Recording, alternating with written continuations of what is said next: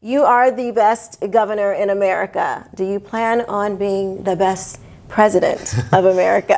I can announce right here. Governor, thank you so much. I can't stop smiling. I'm super nervous. You are America's governor. You've changed what we, as parents, you've been such a big advocate. So I am so honored to be able to sit down with you and just chat with you a little bit about this new bill that you just signed and a couple of other things too. A little surprise at the end that I want to share with you. So with this DEI and CRT bill, anti-CRT bill that you just signed, did you know about in Duval County, the Douglas Anderson DEI consultant? She had actually put into place a segregated assembly. This was the DEI consultant. Right. Yeah, a couple years ago, and she thought she had this bright idea that we were going to separate, the white kids from the black kids. Do you remember hearing about that? What do you think about that? I mean, it's right in line with what. Yeah, I think this is, in the last few years, this has become a cottage industry, and these DEI consultants, they make a fortune. Basically peddling nonsense, but it's become something that a lot of people have been able to extract money from these universities, corporations, and all these other things. But just think about how ridiculous it would be to segregate.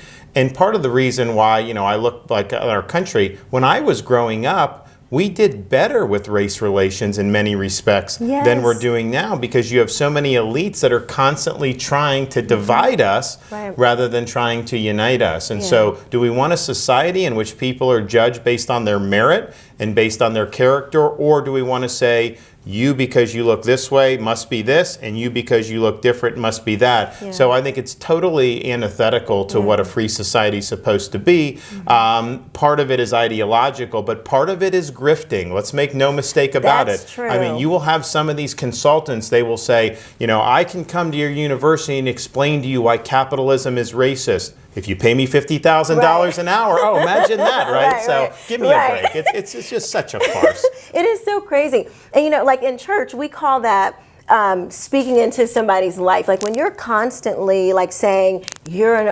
oppressed, you're an oppressor. If you're the teacher and you're constantly pushing this onto children, you're literally speaking that over them. And to me, it reminds me of something that most people would push against, but you don't see that. Somehow they're not making this connection that if you keep telling children this, they're going to walk this out in life. And you're taking a stand and saying, no, we're not going to put that on our children. So, well, especially the little kids. I mean, you take some little kid and they're white, so you teach them they're an oppressor. Well, they've never done anything wrong. You teach a black kid you're oppressed. Well, what kind of message does that send? I mean, if I was a kid and you told me I didn't have a chance in life, or that somehow, why would I want to work hard at that point? I mean, the reason why I worked hard as a kid is because I thought that I could make something of myself. I believed America was good. If people had told me, don't even bother doing that, there's no pathway for you, well, I probably would have made a lot of different choices in life. So I think it's just wrong substantively, but it's also just totally counterproductive. We want to be lifting people up. We don't want to be grinding them down. That's right. I totally agree.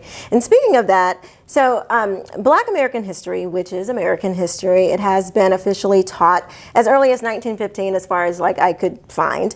And we didn't need CRT or DEI to learn Black history back then.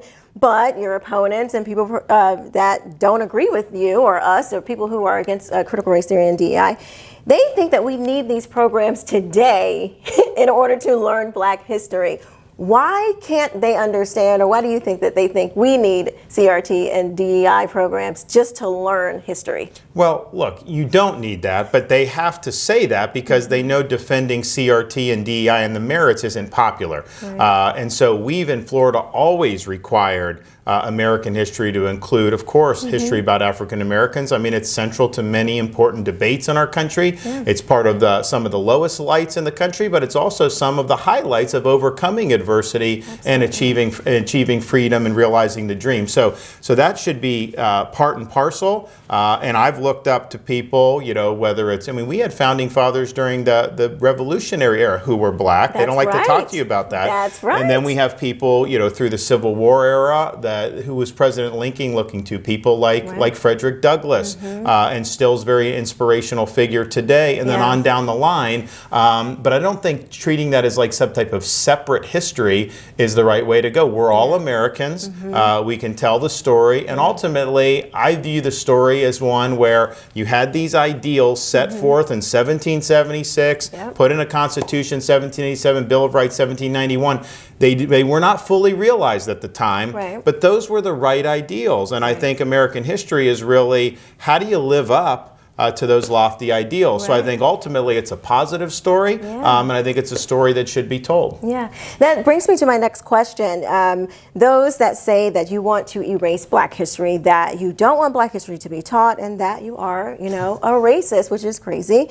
It goes, you know, that's like the go-to line for, you know, Democrats and Republicans. But in your own words, how do you feel about Black Americans, the history, the accomplishments, and just how far America has progressed? I guess, you know, just expand a little bit about what you just said. Well, first of all, the left, they just hurl racist at people if they disagree, and they've overused that to where I think it's lost any real meaning, because there may be times where we see racism that we all need to band together and fight back against it, but just because someone is on a different political party, you just think you can launch that, and so people are tired of that nonsense. They want to focus on the issues, and I think that what we've done in Florida, I think, is we've created a state where we don't play those games. We're not trying to divide, want to lift people up. But what's the result been? You know, I appointed the first Jamaican American justice of the history of the Florida Supreme Court, Renatha Francis. We've had more African Americans leading state agencies under my administration than in any administration in the history of the state of Florida. That's not by doing DEI or CRT. That's by finding good people and putting them in. And so the way that's good for both is that, one, clearly, this is an equal opportunity state. We want everyone to do well regardless of their background. But two, it shows the people that are in those positions who may be a racial minority are not there for box checking. They're there because they earned it. And I think it's wrong to stigmatize people's achievements because you think it may be part of some social engineering. That's not what it is in Florida. These are merit-based positions, and you've seen people from a variety of backgrounds do very, very well. We also in Florida, I'm proud, the bill, and you know about the Stop Woke Act, when we were saying no CRT, that bill also said you must be teaching historical examples of racial discrimination in the United States. So we want the truth told. We don't shy away from that truth, but that's something much different to say that one race is superior to another, or that there should be collective guilt where somebody who looks like me or you is responsible for something that happened 100 or 200 years prior.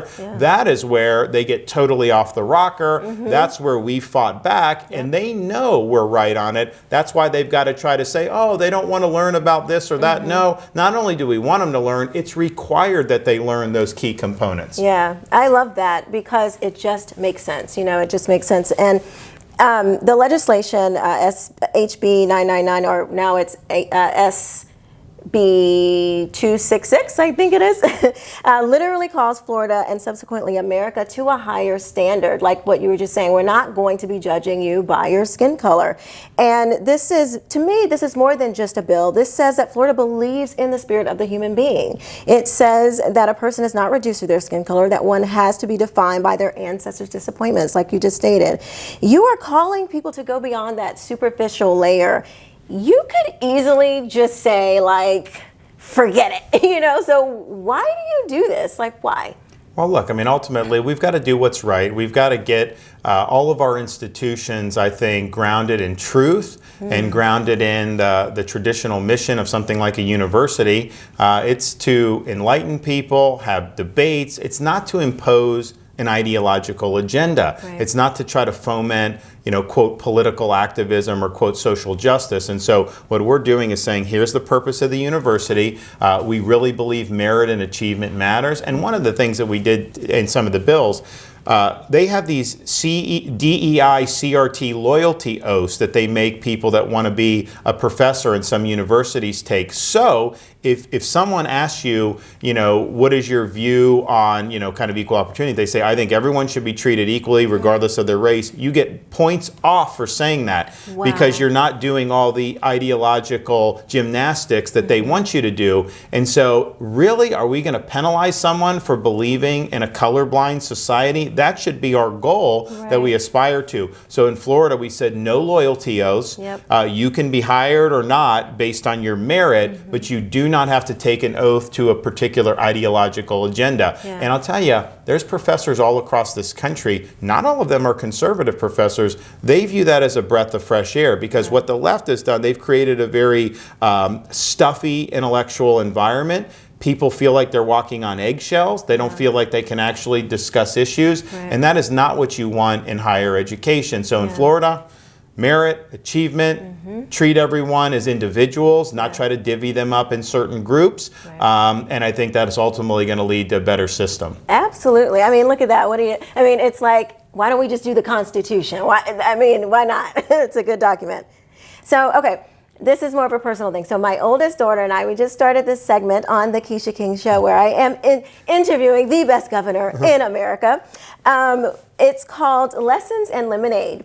And it's where we talk to organization founders, leaders, company CEOs, and we ask them what they've gone through in life where they had tough lessons that they had to turn into lemonade. So can you share, and we want to show like young people that, you just don't wake up one day and say, I'm going to be the best governor in America. Like it's your process, And so I want to ask you, where in life did you have to turn lessons into lemonade? Well, it's interesting. So just as a young person, when I graduated high school, I just went to work. I wasn't able to hang out and do stuff over the summer going into college. Like I worked the entire summer as an electrician's assistant, making minimum wage. That taught me a lot of lessons. But my first day on the job, I had like the electrical outfit, like the jeans, the work boots, all this stuff. And the head was like looking, the head of the company's like, hey man, are those boots OSHA approved? I didn't know what OSHA was. We couldn't figure it out, so they wouldn't let me work. And I'm like, well, wait a minute.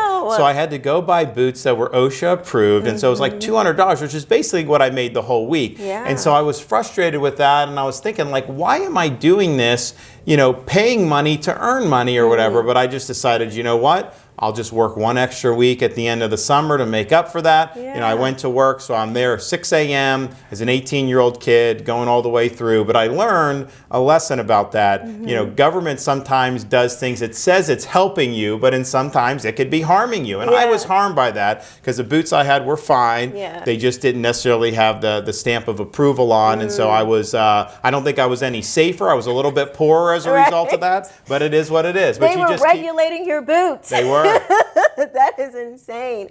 Wow, what a great lesson, though. I mean, that definitely ties right into the government, and look at where you are today. Governor, thank you so much. I have to ask you, I got to ask you. You are the best governor in America. Do you plan on being the best president of America? I can announce right here on that. So stay tuned. I mean, we've been able to do a lot. We've had a lot of people that that are appreciative of what we've done in Florida, and people understand the country is going in a bad direction. And there's a lot that can be done to fix that, but it does require a different course. Absolutely. Thank you so much for coming on the Quisha King Show. Welcome to Tallahassee. I can't believe I finally got to do this. This is amazing. You have been wonderful. Thanks so much. Thank you so much.